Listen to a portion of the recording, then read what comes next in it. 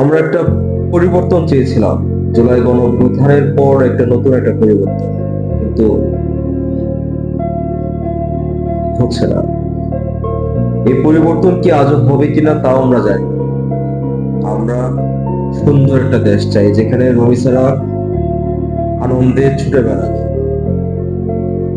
নির্দ্বিধায় সব জায়গায় ঘুরবে, পড়াশোনা করবে, দেশের মুখ উজ্জ্বল করবে। কিন্তু রমিসাদের আমরা বাঁচাতে পারছি না, এটা আমাদের ব্যর্থতা। রমিসার হত্যাকারীকে প্রকাশ্যে জনসম্মুখে ফাঁসি কার্যকর করা হোক, সবার সামনে রাস্তার মোড়ে তাকে ফাঁসি কার্যকর করা হোক, যেন ভবিষ্যতে রমিসার হত্যাকারীর মতো অন্য কোনো হত্যাকারী এভাবে নৃশংসভাবে কাউকে আর ধর্ষণ করতে না পারে, হত্যা করতে না পারে। সমাজ হোক নিরাপদ।